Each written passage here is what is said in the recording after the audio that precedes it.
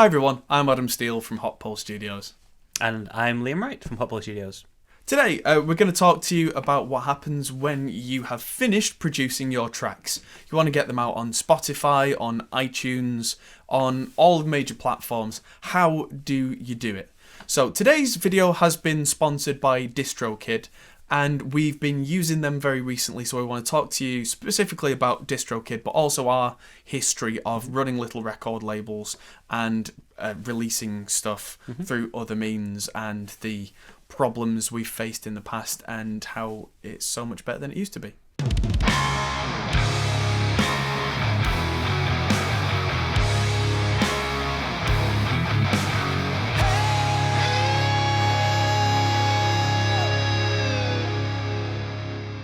Yeah, we've been releasing music online digitally since about 2011, 2010. Yeah. We were first releasing some music. Oh no, first track would have been the Green and Gold Haglums thing.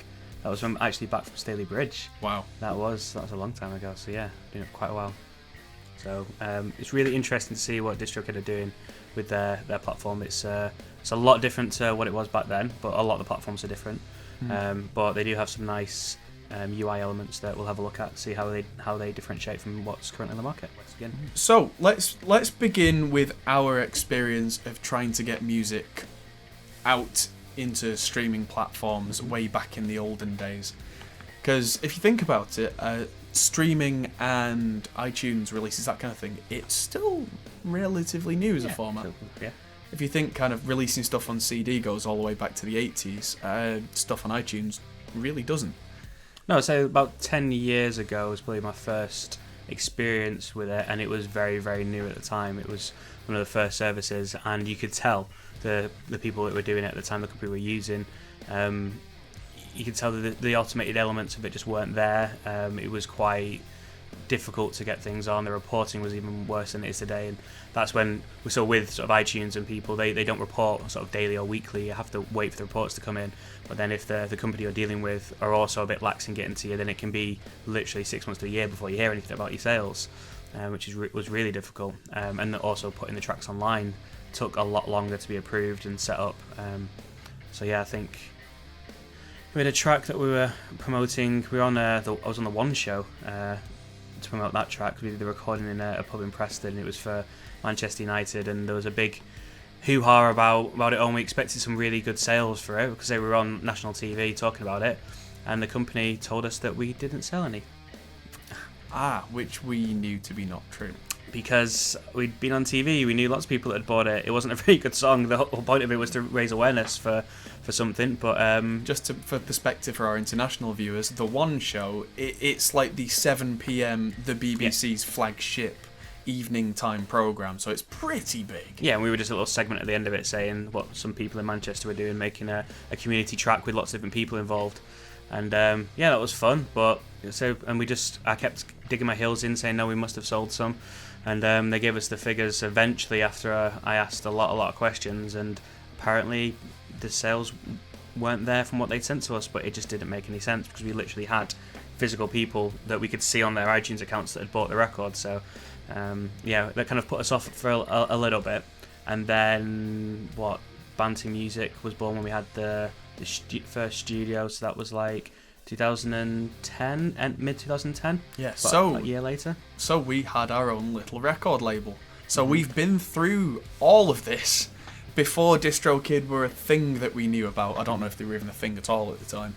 Not that I was aware of. I looked through lots of different publishing partners. And at the time there was Ditto, which were a Liverpool-based company, and TuneCore, who are still with us. Yes. Which were one of the competitors. And we released a lot of music for the label through both of those. We did. We released EPs, singles, albums. Yeah, and we even got so far as to have some of these acts. We got onto like Kerrang TV, which was a pretty big deal at the time. And the magazines and things. Yeah, we got quite a lot of good PR from the bands. Yeah.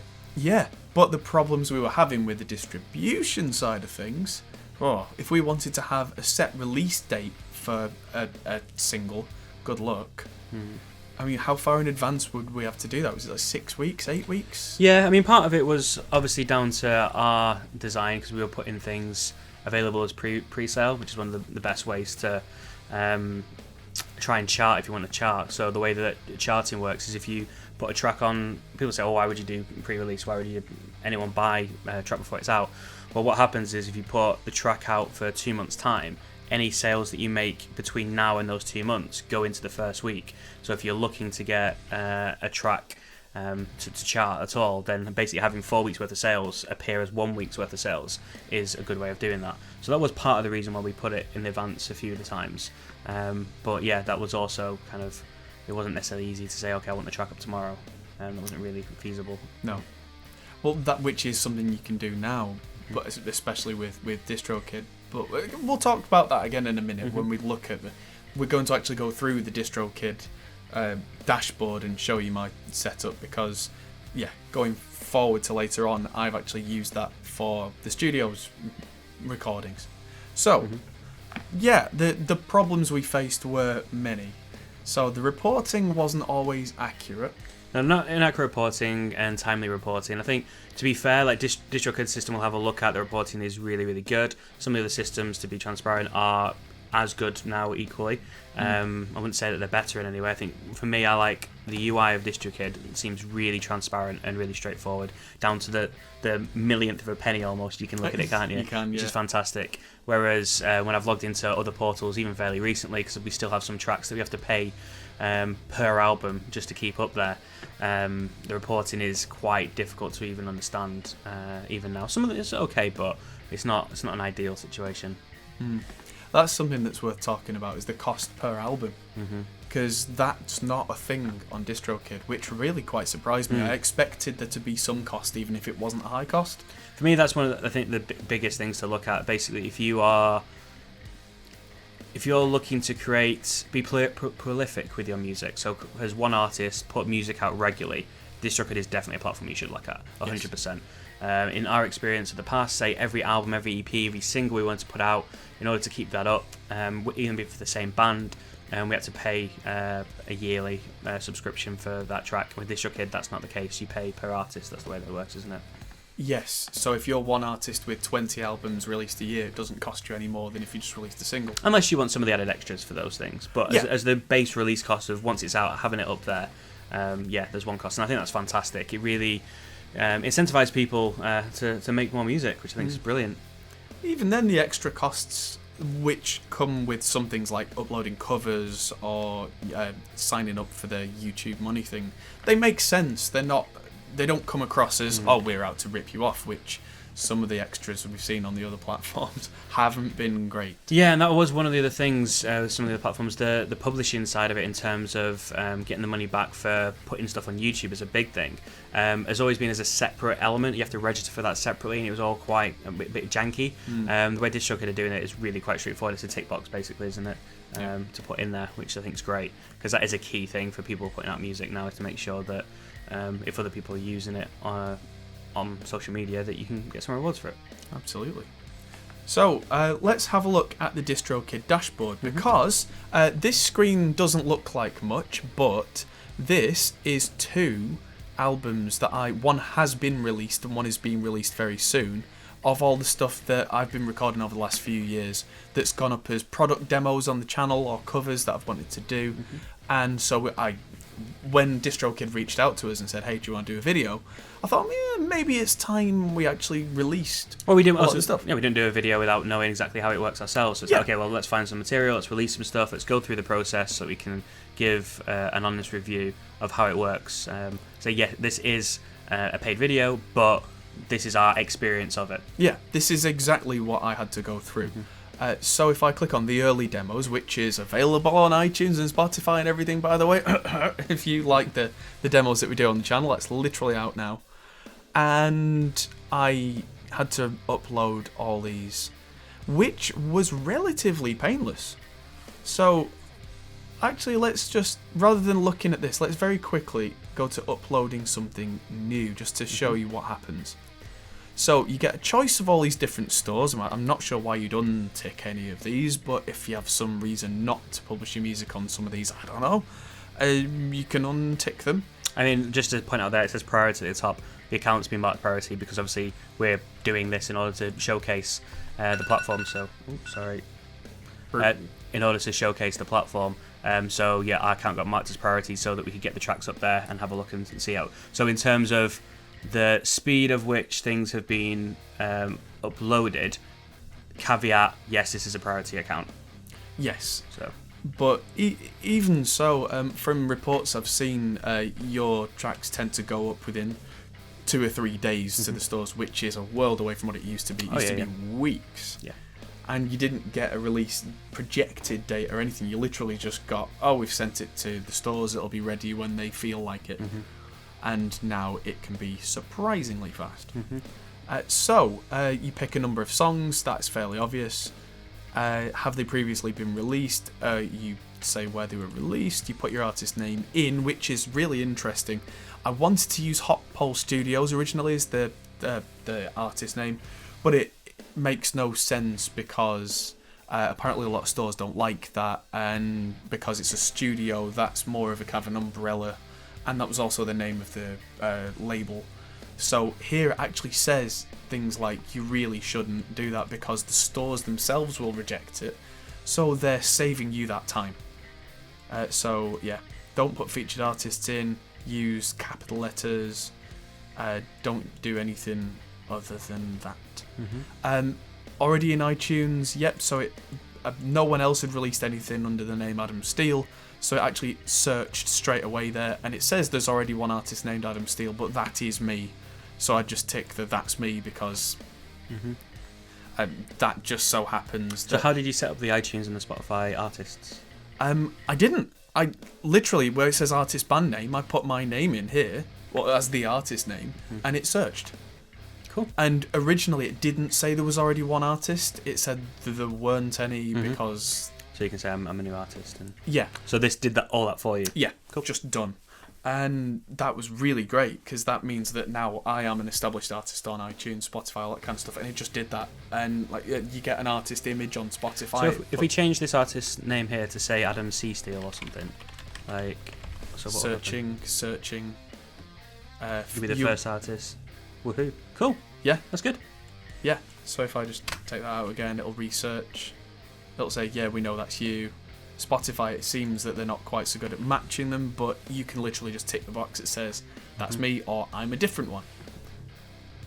Cool. So release date is when you want it to go out. If you say at least 1 week in the future, you can get pre-sales and that kind of thing. Yeah, which is what I was talking about before. Yeah, it is. Pre-order, you can let people pre-order it. That's literally just a tick box. It comes up if you try and tick that and you've not set the release date later. It says like, hey, you can't do this. I definitely recommend, if you can, set in your release as far as you can in future and put in a pre-order in, because it will really help with that first week, so that if you end up getting a good amount of sales, you might end up in the iTunes charts, which then could bump you up even more in terms of sales. Yeah. So get as many people as you can and do all your marketing to trying to promote people to pre-order your music. Yeah, so album cover you would upload from here. I already did that. I made it 3000 by 3000 and followed all the guidelines. If you put anything in that the stores won't like in your album's cover, they'll just reject it. Album title, I like turtles. I like turtles. And then you get to pick what your album price is. For the covers one, I made it less. For the main album, it had 13 tracks on. I thought that kind of makes sense if anyone's actually going to buy it.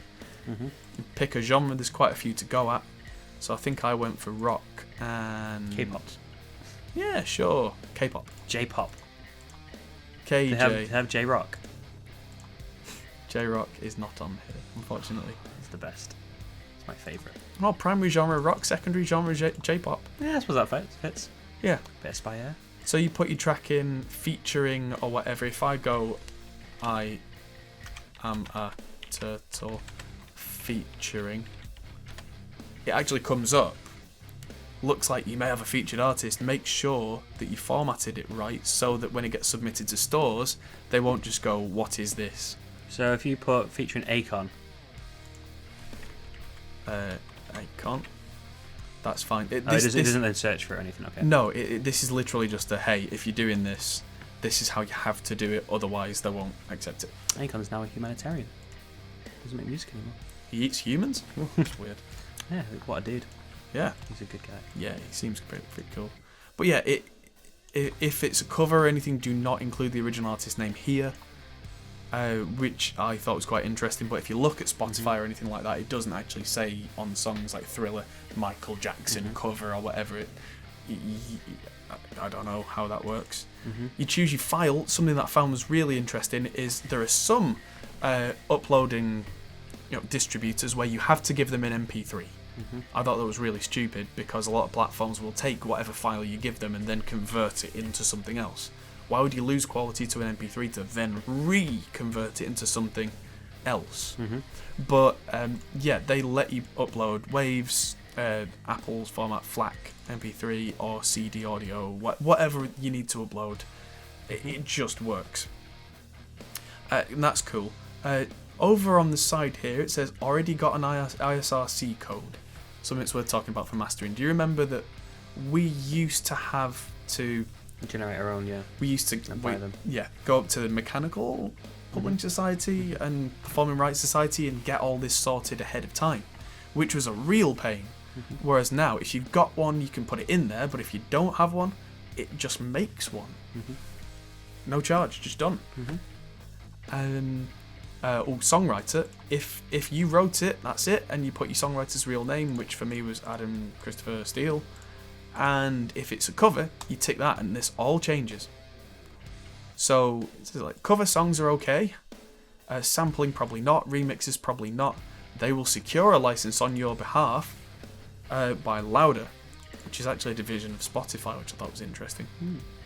Blah, blah, blah, blah, blah, all legal stuff. They will give 9.1 cents of your song sold to the person whose song it is, and you get the rest. And there's a fee of $1 a month to manage a cover song, and that's including the license, paying the songwriters, all that stuff done. You don't have to worry about it. Now you might think, oh, I upload a cover on YouTube, I don't have to pay anything. On YouTube, their policy is to just divert all of the revenue to the person who owns the song, which you might think is fair, you might not. In this case, yes, you're paying $12 a year, but if you're selling 100 copies of it, you get that money back. The artist is paid a tenth of that or whatever it is, the 9.1 cents per song. You don't then owe them anything. I mean, if you're creating covers on YouTube, there's nothing then against taking the audio and then putting it on here, and then putting the link in the description on YouTube. Ba-boom. Exactly. So the people that like to listen to your covers again and again on YouTube could just download the song and listen to it on their iPhone. Which, just to skip to another tab, My Music, there's actually the early covers, which hasn't been released yet because I need to secure a license for one of these songs. These guys need to do that for me, but that's in the process of happening. And the rest have all been secured as licenses, so as soon as that goes out, any of the covers that I've done, I will be putting iTunes and Spotify links in the descriptions. People can just go and buy it. Done. So that's pretty awesome. The licenses are secured, it's done, it's out. So that, you just put the original artist and original song title. You have to tick this. Does not sample or remix another recording, because that's... Is that the Mechanicals or is that the publishing? That's the Mechanicals, isn't it? Yeah, it's just a different thing. Covers are completely different to taking... Because with a cover, you're just reproducing someone else's music. If you essentially sample it, so you're taking someone else's music and put it into your original artwork, then that is a completely different thing. Yeah. So this is a license to cover, not a license to use the material itself. Yeah, and in all honesty, if your cover is too far away from the original recording, you may end up coming under this bracket as well. So if you do a completely new arrangement of it, it might not be considered a cover anymore. It's more considered a remix or a sample. Yeah, which is dangerous territory. Anyway, let's move on from that. So explicit lyrics, no or yes. You know the little red explicit that comes up on iTunes. You have to be honest about this. Whereas if this is like a clean version, you can say it's not explicit, but there is an explicit version. That way it gets categorized properly. So that if someone searches for the explicit version, it comes up. the way that most of my tracks have been done is this is instrumental and contains no lyrics. Because they've all been instrumentals, or like there's one that I did a cover of Africa by Toto where it was all just bass and no vocals at all. You can choose what the price is between 70 cents, $1, $1.30. Don't know who's going to ask $1.30, but the option's there. And tracks over 10 minutes long will be priced higher, which I guess makes sense because it's a big track. And then that's just repeated many, many, many times. Yeah, before the different songs, yeah. Yep. So then there's a tick box for if you want it to go on Instagram's Music and Stories, which is free. You can tick it, so I tick it. Which just allows people to tag your song in their stories, doesn't it? I think so that's they're listening it, to it. Yeah. So YouTube money, this one fascinated me. So if you're making original music and you think that people are going to cover it, you tick this box, and that costs you $15 a year plus 20% of the ad revenue. But then they go out of their way. So if there's any content ID matches on your material, the money then goes to you. So this is what we were talking about before with covers and that kind of thing, that then you're being paid from people making covers of your songs. Yep. So you can content match onto other people's videos. Yeah, as far as I know, that doesn't work if yours was already a cover of somebody else's. No. Because that would make no sense. But yeah, that's the thing. Store Maximizer, I'm not sure about this, but if there's any new online stores and streaming services come out, they just stick it on there. I don't know if I would tick that, but the option's there. Yeah, it depends how successful they are. When I last logged into TuneCore, it told me that there was 6 new stores since I uploaded the tracks. The tracks were uploaded like 2 years ago, right. So 6 stores in 2 years. It's easy, it's done, it's sorted out for you. It means you don't have to worry about it, but... Is there?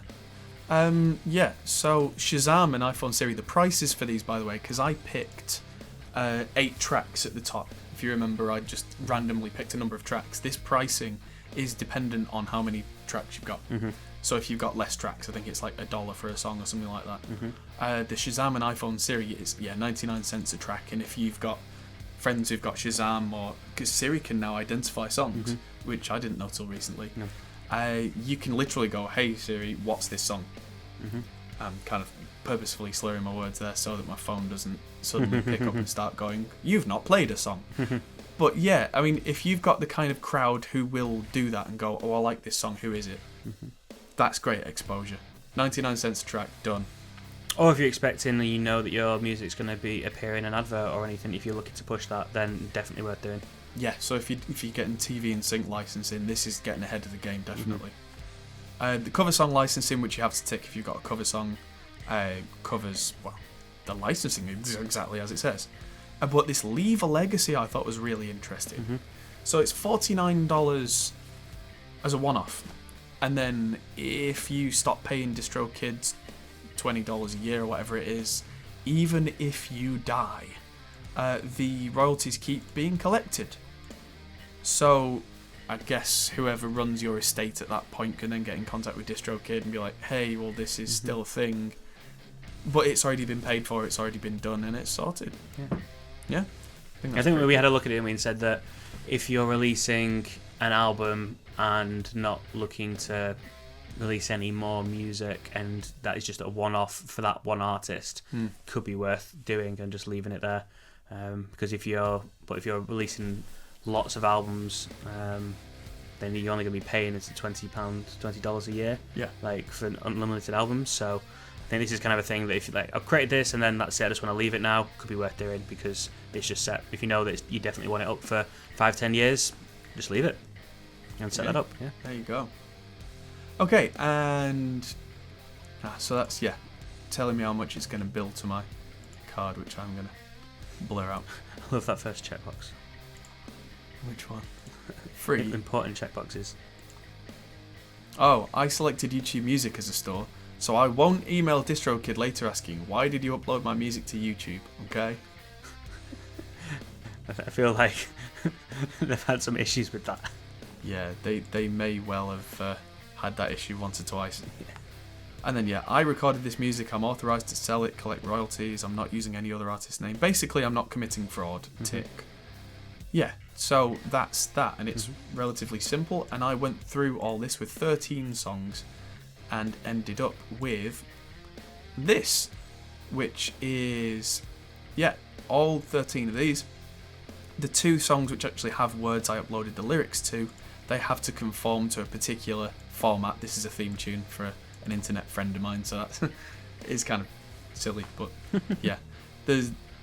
It's all capitalised and that kind of thing, and it was approved, and now if you look for the lyrics on iTunes, that's what comes up. Or Spotify, that kind of thing, the lyrics are all there. And that's it. Team is something that's worth talking about. If you're working with another artist, it used to be an absolute pain to split royalties, and you used to have to go through legal, all sorts of mumbo jumbo. With this, if I go to the Teams tab, if somebody else that I know has a DistroKid account, and if not, apparently you can get them a 50% discount coupon, then you can get them signed up. And if you go onto a release and say, I worked with this person, they're owed this percentage of the revenue, they just get it. It's done. There's no. If you've got like a writer, especially if you're working with a writer or something, Yeah. who's writing the music for you, Yeah, there are websites like Audley is the one that my friends all use, where you can decide up front who's getting what percentage. But then to actually distribute the percentages, you just do this, and then you go, well, this song, this person needs to be given this much percent. Done. And that's it. You don't have to worry about it then. As soon as money's distributed, it's just there. So, yeah, it's on all these stores. This hyperfollow thing means that you get given a page that's got, pre-save and available soon, and so you can send that to people. Ooh, jeez. And that'll give them a link to Spotify and that kind of thing, and it looks kind of funky. What does it look like for the other one that's released? Let's have a look at that one.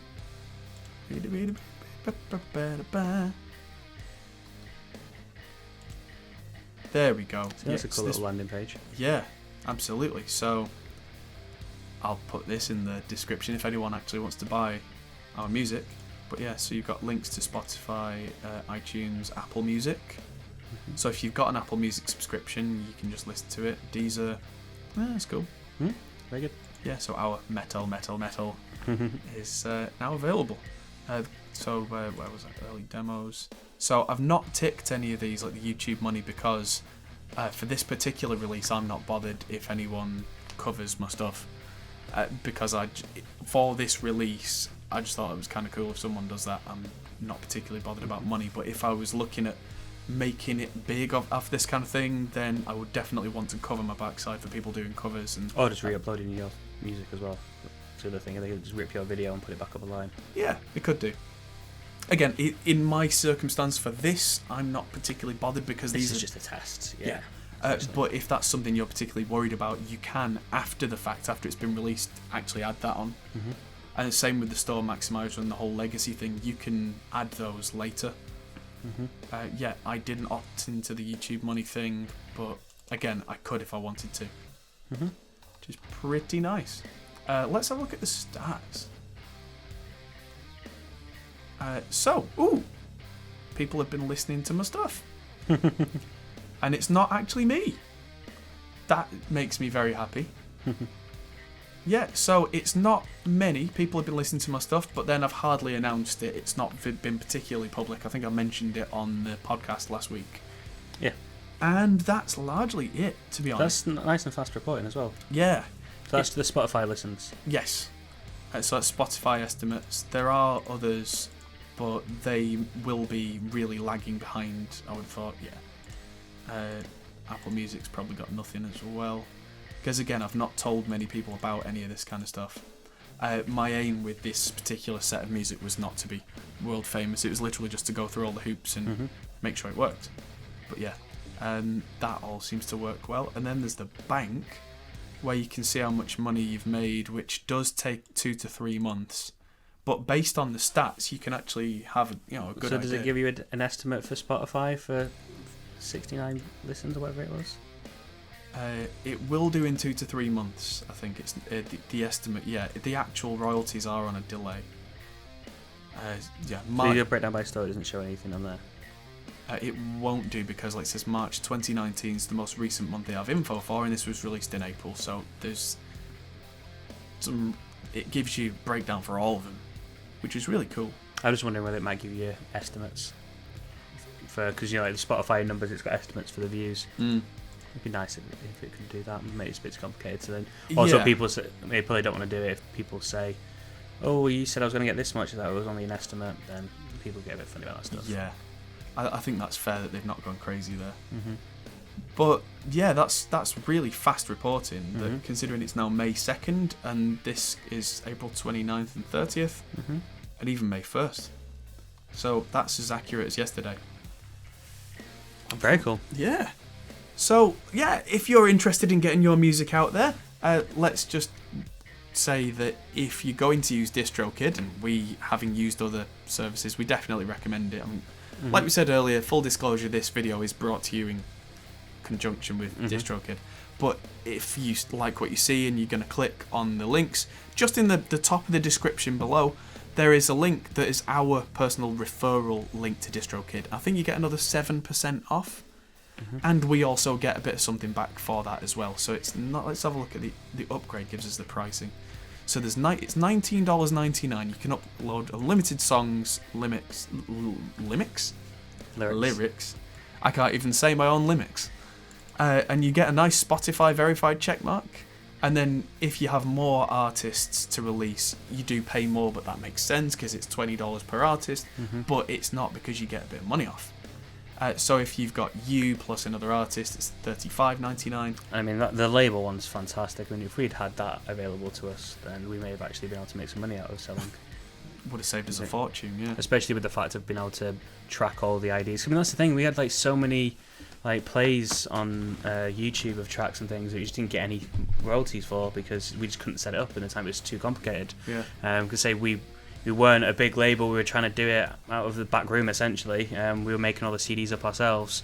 Most of the money we made, if anything, was in actual physical CD sales, even though there was a lot of people that wanted to listen to it online. Everyone listened to it on YouTube and didn't get anything out of it. So would have been, now that this is set up, means that if you've got your own recording studio and you're thinking, oh, well, I'd love to have my own label, well, why not? For $80 a year, set up a label on those artists that come into the studio that you think, hey, these could be something, they're really fantastic. Set up a deal with them where it works, that it's a nice even split. Be fair, I'm not definitely don't rip anyone off here, but you can say, well, I'm already paying for this, so releasing this stuff isn't going to cost me anything.